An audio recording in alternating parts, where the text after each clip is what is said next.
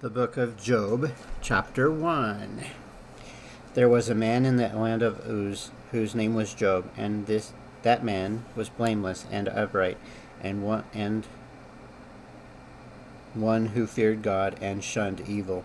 And 7 sons and 3 daughters were born to him. Also his possessions were 7,000 sheep, 3,000 camels, 500 yoke of oxen, 500 female donkeys, and a very large household, so that this man was the greatest of all the people of the East.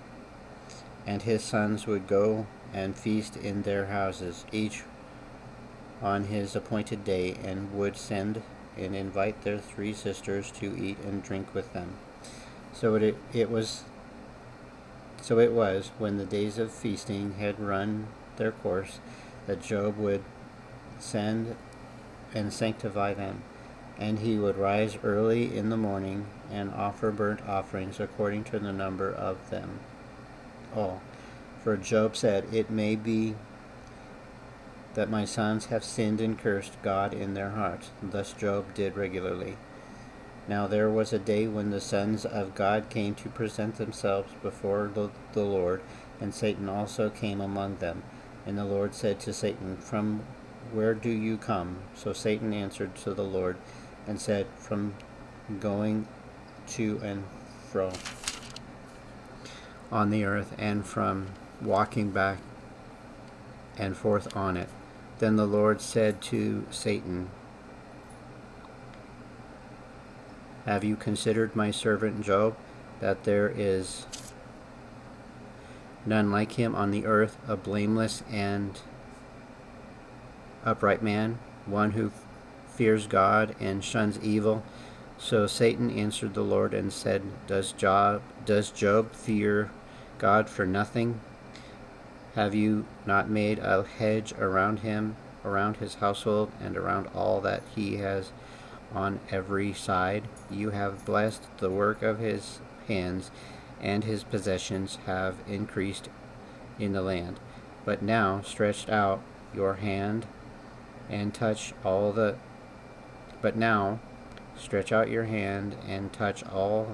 he has, and he will surely curse you to your face.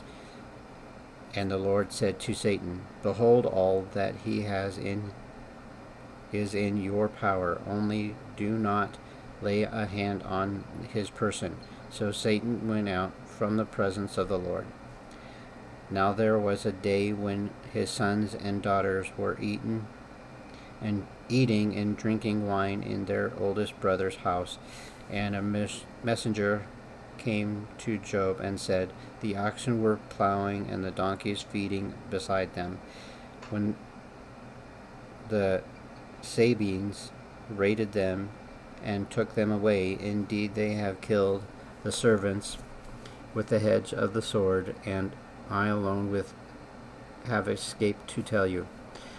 While he was still speaking, another also came and said, "The fire of God fell from heaven and burned up the sheep and the servants and consumed them, and I alone have escaped to tell you." While he was still speaking, another also came and said, "The Chaldeans formed 3 bands, raided the camels and took them away, yes, and killed the servants with the edge of the sword, and I alone have escaped to tell you." While he was still speaking, another also came and said, "Your sons and daughters were eating and drinking wine in their oldest brother's house." And suddenly a great wind came from across the wilderness and struck the 4 corners of the house, and it fell on the young people, and they are dead, and I alone have escaped to tell you. Then Job arose, tore his robe, and shaved his head, and he fell to the ground and worshipped. And he said, "Naked I come from my mother's womb, and naked I shall return there. The Lord gave, and the Lord has taken away. Blessed be the name of the Lord." In all this Job did not sin nor charge God with wrong.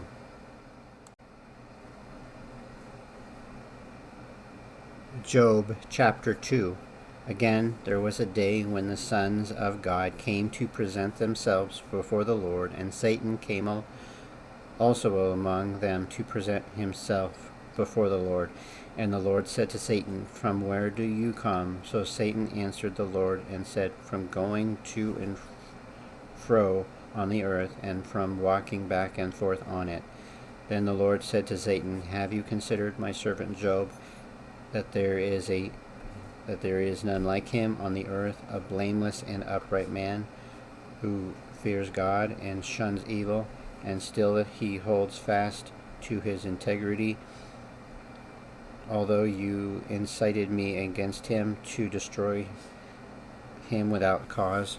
So Satan answered the Lord and said, "Skin for skin, yes, all that a man has he will give for his life. But stretch out your hand now and touch his bone and his flesh, and he will surely curse you to your face."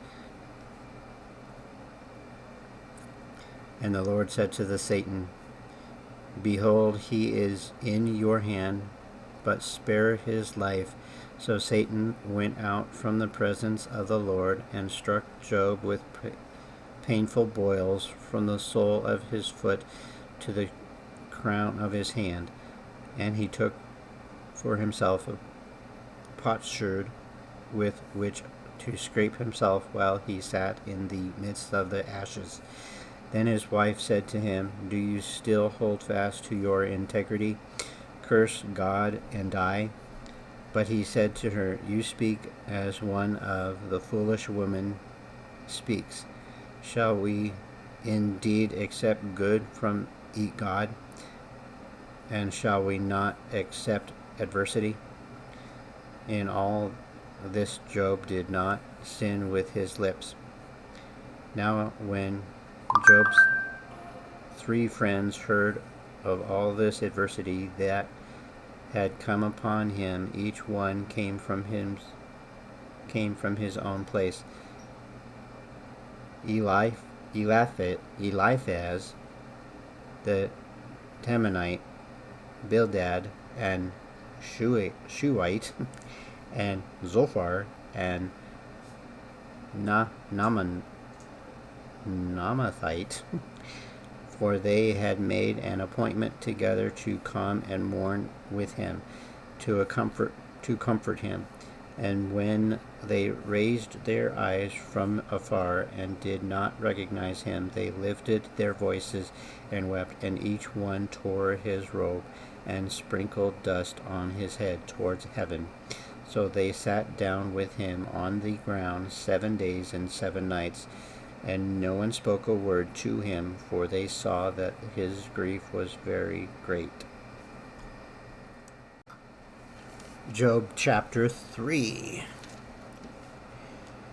After this, Job opened his mouth and cursed the day of his birth. And Job spoke and said, "May the day perish on which I was born, and the night in which it was said, a male child is conceived. May that day be darkness. May God above not seek it, nor the light shine upon it. May darkness and the shadow of death claim it. May a cloud settle on it. May the blackness of the day terrify it. As for that night, may darkness seize it. May it not rejoice among the days of the year. May it not come from the number of the months. Oh, may that night be barren. May no joyful shout come into it. May those curse it who curse the day, those who are ready to arouse Leviathan. May the stars of its morning be dark. May it look for a light, but have none, and not see the dawning of the day, because it did not shut up the doors of my mother's womb, nor hide sorrow from my eyes. Why did I not die at birth? Why did I not perish when I came from the womb? Why did the knees receive me, or why the breasts that I should not nurse. For now I would have lain still and been quiet. I would have been asleep, then I would have been at rest, with kings and counselors of all of the earth, who built ruins for themselves, or with princes who had gold, who filled their houses with silver. Or why was I not hidden like a stillborn child, like infants who never saw light? There was the wicked cease from troubling, and there the weary are at rest. There the prisoners rest together. They do not hear the voice of the oppressor. The small and great are there, and servant is free from the master. Why is light given to him who is in misery, and life to the bitter soul who long for death, but it does not come, and search for it more than hidden treasures, who rejoice exceedingly and are glad when they can find the grave. Why is light given to a man whose way is hidden, and whom God has hedged in? For my sighing comes before I eat, and my groanings pour out like water. For the things I greatly feared has come upon me, and what I dreaded has happened to me. I am not at ease, nor am I am not at ease, nor am I quiet. I have no rest, for trouble comes. Job chapter 4.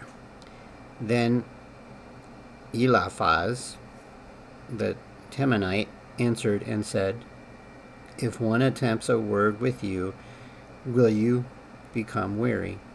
But who can withhold himself from speaking? Surely you have instructed many, and you have strengthened weak hands. Your words have upheld him who was stumbling, and you have strengthened the feeble knees. But now it comes upon you, and you are weary. It touches you, and you are troubled.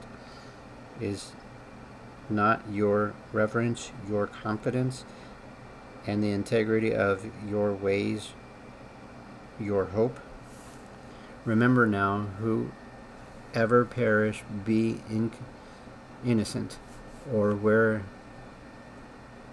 the upright ever cut off, even as I have seen those who plow iniquity, and sow trouble reap the same. By the blast of God they perish, and the breath of the angry they are consumed. The roaring of the lion, the voice of the fierce lion, and the teeth of the young lions are broken. The old lion perishes for lack of prey, and the cub of the lioness are scattered. Now a word with secretly brought to me, and my ear received a whisper of it, in disquieting thoughts of the visions of the night, when deep sleep falls on men. Fear came upon me, and trembling which made all the bones shake. Then a spirit passed before my face. The hair on my body stood up. It stood still, but I could not discern its appearance. A form was before my eyes. There was silence. Then I heard a voice saying, Can a mortal be righteous than God? Can a man be more pure than his Maker? If he puts no trust in his servants, if he charges his angels with error, how much more those who dwell in house of clay, whose foundation is in the dust, who are crushed before the moth. They are broken in pieces from morning till evening. They perish forever with no one regarding. Does not their own excellence go away? They die even without wisdom. Job chapter 5. Call out now, is there anyone who will answer you? And to which of the holy ones will you turn?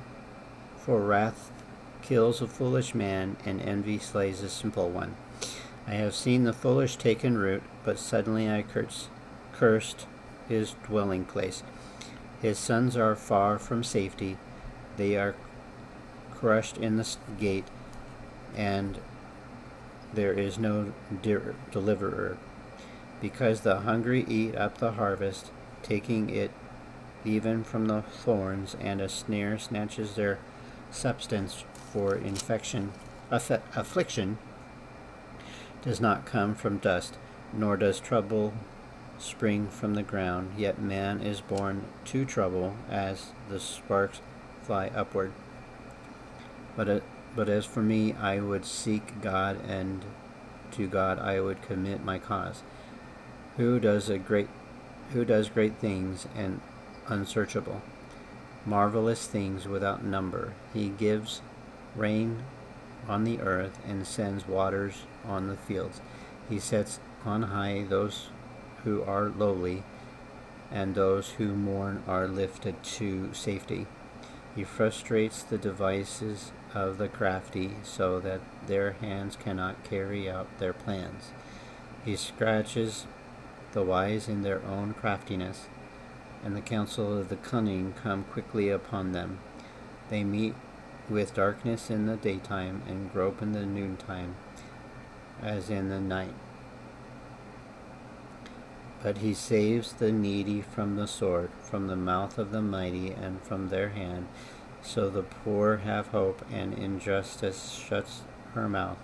Behold, happy is the man whom God corrects. Therefore, do not despise the chastening of the Almighty, for he bruises, but he binds up, he wounds, but his hands make whole. He shall deliver you in 6 troubles, yes, in 7. No evil shall touch you. In famine he shall redeem you from death, and in war from the power of the sword. You shall be hidden from the scourge of the tongue, and you shall not be afraid of destruction when it comes. You shall laugh at the destruction and famine, and you shall not be afraid of the beasts of the earth, for you shall have a covenant with the stones of the field. And the beasts of the field shall be at peace with you. You shall know that your tent is in peace. You shall visit your dwelling and find nothing amiss. You shall also know that your descendants shall be many, and your offspring shall like the grass of the earth. You shall come to the grave at a full age, as a sheaf of grain ripens in its season. Behold, this we have searched out. It is true. Hear it, know it for yourself.